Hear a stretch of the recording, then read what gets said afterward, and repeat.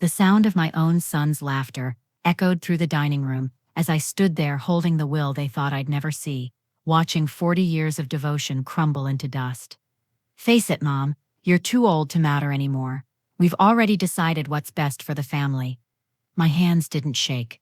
My voice didn't break. I simply stood there, watching my children divide my life like vultures over carrion, and something cold settled in my chest, where my heart used to be. Thank you for being here with me tonight.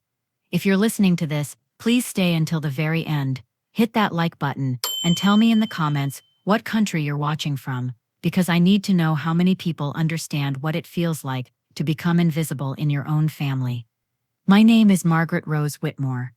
I'm 72 years old, and until 3 hours ago, I believed family meant everything.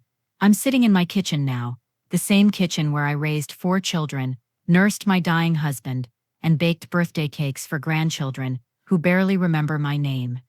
But let me take you back to where this nightmare truly began. Not tonight at that family meeting, but 18 months ago, when my beloved husband Thomas drew his last breath and whispered something that would change everything. I can still smell the hospital antiseptic that clung to everything in that sterile room. Thomas had been fighting cancer for 2 years, and I'd been by his side through every treatment, every sleepless night, every moment of hope and despair. His children, our children, visited when it was convenient, always checking their phones, always rushing off to more important things. That final morning, when the machines started beeping differently, and I knew we were running out of time, I leaned close to hear his last words. I expected him to tell me he loved me. I expected comfort, or peace, or promises about meeting again. Instead, Thomas gripped my hand with what little strength remained and whispered, "Margaret, watch them carefully now. They don't see you anymore. They see dollar signs." I thought grief was making him paranoid. I thought the medication was affecting his mind. I squeezed his hand and whispered back that everything would be fine, that our children loved us both. He closed his eyes and spoke once more, so quietly I had to press my ear to his lips. "The will, Margaret. I changed it. Eleanor has everything you need." Those were his last words. Not goodbye. Not "I love you." A warning. Within hours of his death, before I'd even had time to process my loss, Michael was already making phone calls about funeral arrangements, not asking what I wanted, telling me what would happen. "Mom, we need to be practical now. Dad's gone, and you can't handle these decisions alone." Jennifer, my daughter-in-law, stood behind him, nodding like she'd been elected spokesperson for my grief. Sarah, my youngest daughter, said nothing, but her silence felt like agreement. I buried my husband and my voice on the same day, letting them plan his funeral like I was a guest at my own tragedy. I sat in the front pew, wearing the black dress Jennifer had picked out for me, listening to a eulogy Michael had written, without asking for my input, watching strangers carry my husband's casket because my son had chosen the pallbearers. Every decision had been made around me, about me, without me. What Thomas told me in those final moments wasn't a declaration of love, it was a warning, and I was too grief-stricken to understand that my real battle was just beginning. 18 months earlier, Thomas gripped my hand with what little strength remained in his frail fingers, and I thought I understood what dying looked like. I was wrong. Dying was what happened to me in the weeks that followed, as I watched my children systematically erase me from my own existence. 3 days after the funeral, I found Michael in Thomas's study, going through financial papers spread across the mahogany desk, like he owned them. Bank statements, insurance policies, property deeds, documents that belonged to me now, legally and morally. When our eyes met, he didn't even have the decency to look ashamed. "Just getting organized, Mom. There's a lot to sort through." But the way he gathered the papers, the way he turned his body to shield them from my view, told me this wasn't about organization. This was about inventory. Jennifer appeared in the doorway behind me, her arms crossed, her expression harder than I'd ever seen it. "We need to talk about your situation, Margaret."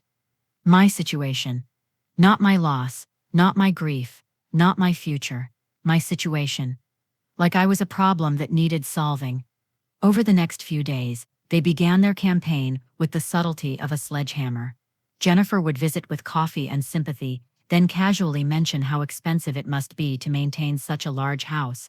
Michael would stop by to check on me, then launch into lectures about practical decisions and responsible planning. "You don't need this big house anymore, Mom. It's selfish to hold on to it when we have families to think about." Sarah, my baby girl who used to climb into my lap during thunderstorms, said nothing during these conversations. But her silence spoke volumes. She'd chosen sides, and it wasn't mine. I realized they weren't mourning their father, they were celebrating an inheritance they believed was already theirs. The worst part wasn't their greed. It was their assumption that I was too weak, too stupid, or too broken to notice what they were doing. They spoke about me in the third person while I sat right there, as if I'd already disappeared. That evening, I overheard a phone conversation that made my blood run cold. Jennifer was already measuring my living room for her own furniture. Standing outside my own kitchen, I listened to my daughter-in-law redesign my life through the thin wall that separated us. "The couch will fit perfectly where that old piano is. We'll need to get rid of most of her furniture anyway. It's all so outdated. And that china cabinet, complete waste of space." She was walking through my home like a real estate agent, cataloging what would stay and what would go. I pressed my back against the hallway wall and felt like an intruder in my own house. "The old woman won't fight it. She's been dependent on Thomas for everything. She'll sign whatever we put in front of her." Old woman. Not Margaret, not Mom, not even Thomas's wife. Just an old woman who'd become an obstacle to their inheritance. Michael's voice carried from the kitchen too. "She's already showing signs of confusion. Did you see how she just sat there during the funeral planning? Didn't say a word. It's like she's not even present anymore." They were building a narrative. Margaret the confused widow. Margaret the helpless dependent. Margaret the burden who needed managing. But as I stood there listening to them divide my possessions and dismiss my capacity, something shifted inside me. The grief that had been drowning me began to recede, replaced by something sharper and more focused. Dr. Patricia Hendricks had been my physician for 15 years. She'd delivered my grandchildren, treated my migraines, and held my hand through Thomas's diagnosis. When I called her office the next morning, her receptionist fit me in immediately. "Margaret, I'm so sorry for your loss. How are you holding up?" For the first time since Thomas's death, someone was asking about me, not making decisions for me. I found myself crying in her office, not just from grief, but from relief at being seen. Dr. Hendricks listened, as I described the fog I'd been living in, the way my own family treated me like I was fading away. She asked careful questions about my appetite, my sleep, my ability to concentrate. "Grief affects everyone differently," she said gently. "But Margaret, you're not disappearing. You're processing an enormous loss while dealing with major life changes. That's not weakness, that's human." She prescribed mild medication for sleep and anxiety, but more importantly, she prescribed perspective. "Don't let anyone rush you into major decisions right now. You have legal rights, Margaret. You have options." That night I realized I had two choices: become the helpless widow they expected, or remember who I was before I became their convenient victim. I made a phone call that would change everything, to someone Thomas had mentioned in his final days, someone my family knew nothing about. Eleanor Blackwood's voice was sharp and clear when she answered my call at 8 o'clock that morning, as if she'd been expecting to hear from me. "Margaret Whitmore. I wondered when you'd call." I'd found her name in Thomas's address book, written in his careful handwriting next to the word important. When I'd called her office the day before, explaining who I was, her secretary had immediately put me through. Now, sitting in her downtown law office, I felt like I was waking up from a long, dark dream. Eleanor was probably 10 years younger than me, with silver hair pulled back in a neat bun, and eyes that missed nothing. "Your husband was a careful man, Margaret. He came to see me 6 months before he died." She opened a thick file folder with my name on it, and I saw Thomas's signature on several documents I'd never seen before. "He was worried about your family's behavior, said they'd started treating you differently once his illness became serious, started talking about you like you weren't in the room." My throat tightened. Thomas had noticed what I'd been too loyal to admit to myself. He asked me to prepare certain protections for you. Legal safeguards that would activate if anyone tried to take advantage of your grief. Eleanor pulled out a document that looked different from the will Michael had been waving around. This one was thicker, with more pages, and it was dated just 2 months before Thomas died. Margaret, your husband was nobody's fool. He saw this coming from miles away, and he prepared for it.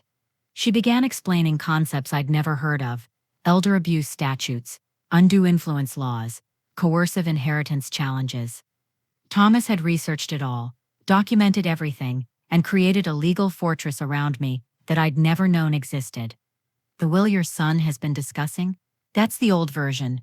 This is the real one, and it contains provisions that will surprise your family.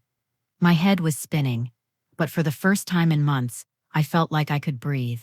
Thomas hadn't left me defenseless. He'd left me dangerous. Eleanor leaned forward across her desk. But Margaret, these protections only work if you're willing to use them. Your husband gave you the tools, but you have to decide if you're ready to pick them up. I thought about Michael rifling through papers that weren't his. I thought about Jennifer measuring my living room. I thought about Sarah's complicit silence. What do I need to do? Eleanor smiled, and it was the first genuinely warm expression I'd seen in weeks. First, we document everything they've been doing. Every pressure tactic, every dismissive comment, every attempt to rush you into decisions. Then we let them dig their own graves a little deeper. She handed me a sealed envelope with my name written in Thomas's handwriting. Eleanor handed me a sealed envelope Thomas had left specifically for this moment. Inside was something that would make my family's greed their downfall. My hands trembled as I opened Thomas's final gift, not jewelry or letters, but evidence that would change everything. Inside the envelope were small recording devices, no bigger than buttons, along with a letter in Thomas's familiar handwriting. My darling Margaret, if you're reading this, then my fears about our children have come true. I've been recording their conversations for months. The devices are voice-activated and nearly invisible. I've placed them in the study, the kitchen, and the living room. Eleanor has the recordings. My stomach dropped as I realized what this meant. Thomas had been documenting our family's betrayal before I'd even recognized it was happening. Eleanor opened her laptop and clicked on an audio file. Suddenly, Michael's voice filled the office, clear as if he were sitting next to me. She's not going to live forever. We need to start thinking about what happens to the house, the investments, everything. We can't let her make decisions that will hurt the family's financial future. Jennifer's response made my blood run cold. She's already showing signs of dementia. Did you see how confused she was about the insurance paperwork? We need to act before she does something stupid. There were hours of recordings, conversations about my mental capacity, my financial assets, their plans to have me declared incompetent. They'd been planning my destruction for months, while I'd been focused on keeping Thomas comfortable. This constitutes elder abuse under state law, Eleanor explained. Financial exploitation, emotional manipulation, conspiracy to defraud. Your children have created a paper trail of their own criminal behavior. She showed me legal definitions I'd never heard of: undue influence, coercive control, exploitation of a dependent adult. Every conversation they'd had about rushing me into decisions, every comment about my confusion or incompetence, every plan they'd made without my input. It all added up to a federal case. Let them dig their own graves, Margaret. The deeper they go, the harder they'll fall. But Eleanor's next suggestion surprised me more than anything.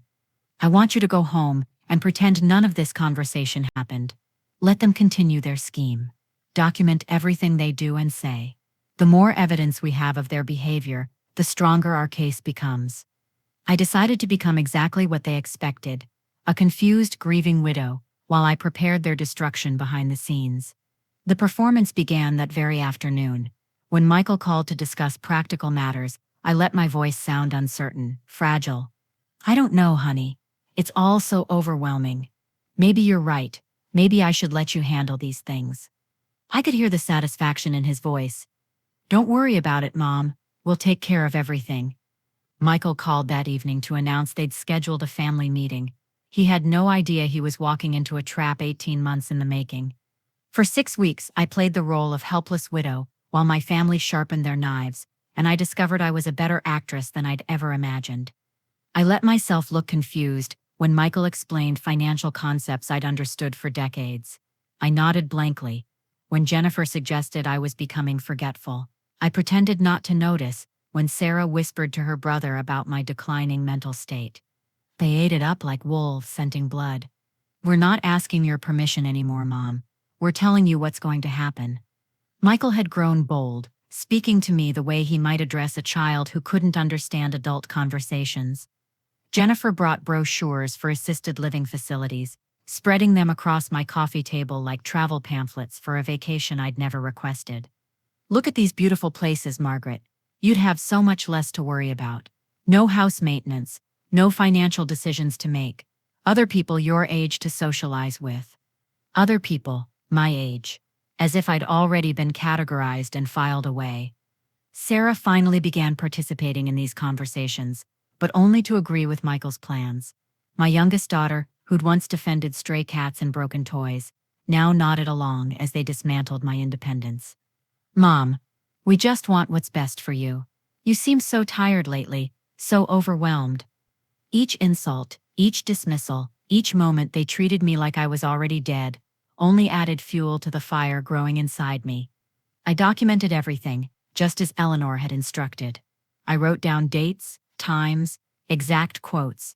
I kept a journal of their visits, their suggestions, their increasingly demanding tone. I was building a case against my own children, and the evidence was overwhelming. But the hardest part was maintaining the performance when my grandchildren visited. 8-year-old Emma hugged me goodbye after one family dinner and whispered, "Grandma, are you okay? You seem different." I wanted to tell her that I was fine, that I was stronger than I'd ever been. Instead, I patted her head and said, "Just tired, sweetheart." Even my grandchildren were starting to see me the way their parents did, as someone fading away. The night before the family meeting, I received a call that would give me the perfect stage for their final performance. They gathered in my dining room, like a board of directors, planning a hostile takeover, armed with documents and rehearsed arguments, completely unaware that they were about to destroy themselves. Michael sat at the head of the table, Thomas's chair, with a folder full of papers. Jennifer flanked him on one side, Sarah on the other. They'd coordinated their approach like a military operation. "Mom, we've made some decisions about your future, and we think you'll be relieved." I played my part perfectly, looking nervous and overwhelmed, as Michael spread contracts across the table. "We found you a lovely place at Sunset Manor. It's got everything you need: meals, activities, medical staff on site. You won't have to worry about anything anymore." Jennifer leaned forward with false sympathy. "We know this house has too many memories, Margaret. It's time for a fresh start." But it was Sarah who delivered the cruelest cut. "We've already put the house on the market. The realtor says we should get a good price, especially if we move quickly." They'd listed my home for sale without telling me. The house where I'd raised them, where I'd nursed their father, where I'd planned to live out my remaining years, they'd reduced it to a commodity to be liquidated. "Face it, Mom. You're too old to matter anymore. We've already decided what's best for the family." I watched my children become strangers and felt the last thread of maternal obligation snap cleanly in two. They pulled out more documents: power of attorney forms, financial agreements, property transfers. Everything had been prepared in advance. They'd planned my entire future without consulting me once. "Just sign here and initial there," Michael said, pointing to signature lines with the casual efficiency of a bank teller. "We'll handle all the details." As they celebrated their victory over wine in my kitchen, I excused myself to make a phone call that would destroy them all. Eleanor's voice was calm when I whispered into the phone. "It's time. Are you ready for this, Margaret? Once we start, there's no going back." I looked through the kitchen window at my children, laughing and toasting their success with my wine. In my house, over my signature they assumed they'd already secured. "I'm ready." "Good. Tomorrow morning, I'll be there with everything we need. Make sure they're all present." I hung up and returned to the dining room, where my family was already discussing renovation plans for my house. They barely looked up when I sat back down. "Tomorrow, we'll start the paperwork to transfer everything. You don't need to worry about any of it, Mom." They were so confident in their victory, they never noticed the spider preparing her web. That night, I lay in bed listening to them clean up downstairs, hearing Jennifer comment on which pieces of my furniture might be worth keeping. They were already dividing my possessions like I was dead. But I wasn't dead. I was just getting started. The next morning, a knock at the door would begin their downfall, but first I had one more role to play. When Eleanor Blackwood walked into my living room with 2 legal assistants, the look on Michael's face was worth 40 years of silence, and I knew that every moment of humiliation had been leading to this perfect, devastating reversal. I'd called them for one final family meeting, explaining that I needed help, understanding all the paperwork they'd shown me the night before. They arrived expecting to complete my surrender. Instead, they found Eleanor setting up recording equipment and spreading legal documents across my coffee table. "Who is this?" Michael demanded, his voice sharp with suspicion. "This is Eleanor Blackwood, my attorney," I said. And for the first time in months, my voice was steady and clear. "She's here to discuss some irregularities in how you've been handling my affairs." Jennifer's face went pale. "Margaret, what is this about?" Eleanor answered for me, her tone professional and cold. "Mrs. Whitmore has been legally advised of her rights, and your behavior constitutes elder abuse under state law." She began reading from a thick legal brief, citing specific statutes about financial exploitation, emotional coercion, and conspiracy to defraud a vulnerable adult. With each paragraph, my children's expressions shifted from confusion to panic. "We have recordings of your conversations about Mrs. Whitmore's mental capacity, your plans to have her declared incompetent, and your discussions about liquidating her assets without her consent." Eleanor played audio clips that made Michael sink into his chair. Their own voices filled the room, detailing their scheme with damning clarity. "This is entrapment," Michael protested weakly.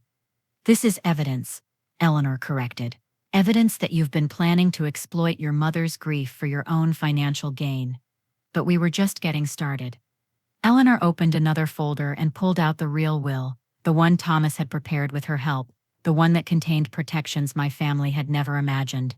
I watched my son's face crumble as he realized his mother wasn't the helpless woman he'd been bullying. I was the owner of everything he'd tried to steal. Jennifer tried to interrupt, tried to claim they'd been acting in my best interests, but Eleanor silenced her with a single raised hand.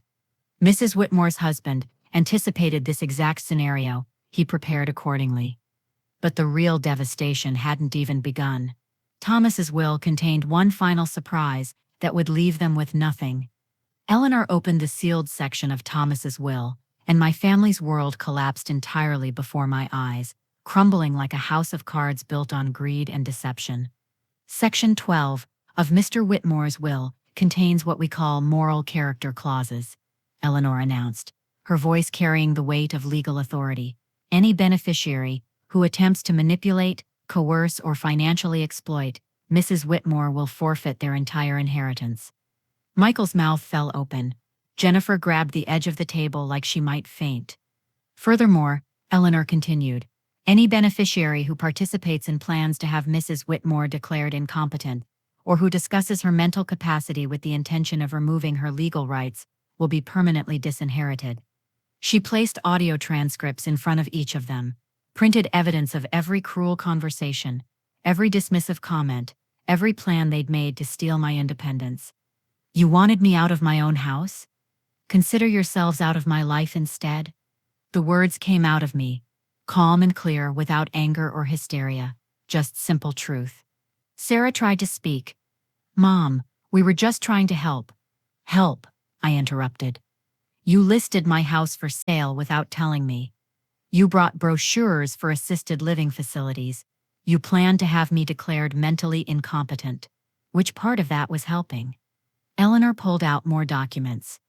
"Mrs. Whitmore now has complete control of all marital assets, including the house, investments, and life insurance proceeds. The inheritance that was designated for Michael, Jennifer, and Sarah has been redistributed." "Redistributed where?" Michael's voice cracked. "To organizations that actually help vulnerable seniors, and to family members who have shown Mrs. Whitmore genuine respect and affection. My cousin Rebecca's family in Oregon, Thomas's nephew in Colorado, who'd sent condolence cards and called regularly, charities that supported elder rights and abuse prevention. For the first time in decades, I held all the cards, and they were trembling in my hands. They tried apologizing then. Michael dropped to his knees beside my chair, suddenly remembering how to call me Mom instead of Margaret. Jennifer burst into tears, claiming she'd never meant to hurt me. Sarah begged for forgiveness, promising she'd been pressured by her siblings. As my family begged for forgiveness, I made one final decision that would seal their fate forever. I signed the papers that would change everything, my signature steady and sure on documents that would legally disown the children who had emotionally abandoned me first. The court will be notified of the attempted elder abuse, Eleanor explained as I wrote my name. There will be a formal investigation. Given the evidence we have, criminal charges are likely. Michael tried one last desperate plea. Mom, please, we're your children. I looked at him. Really looked at him. For the first time in months, this man who'd sat in his father's chair and planned my exile, this man who'd called me too old to matter. You taught me that family isn't about blood. It's about respect. You lost mine forever.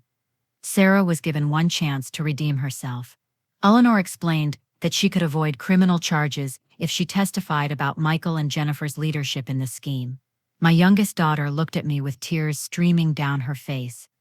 I'm sorry, Mom. I'm so sorry. But when Eleanor asked if she was willing to cooperate with the investigation, Sarah shook her head and moved closer to Michael. Even at the end, she chose them over me. The legal consequences came swift and devastating. Michael faced charges for attempted financial exploitation of a vulnerable adult. Jennifer was investigated for conspiracy to commit fraud. Sarah lost her inheritance but avoided criminal prosecution. Within weeks, their reputations in our small community were destroyed.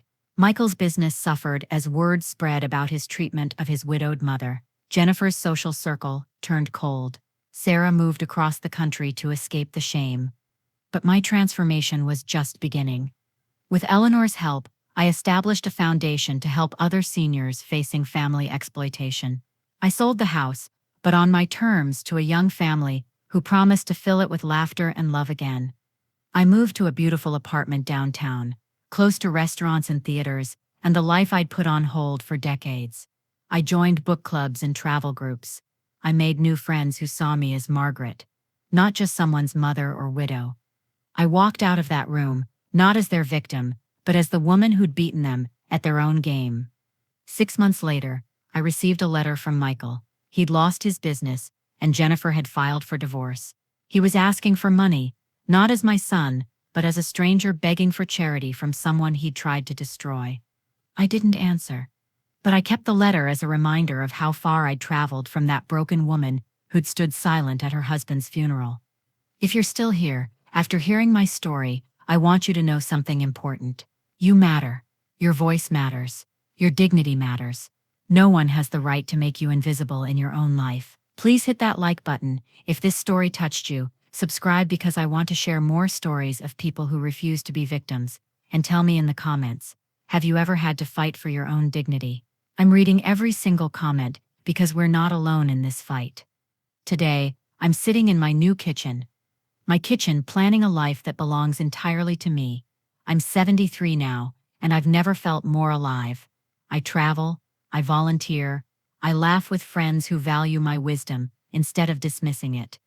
And sometimes, late at night, I hear Thomas's voice in the wind whispering, "Well done, my darling, well done."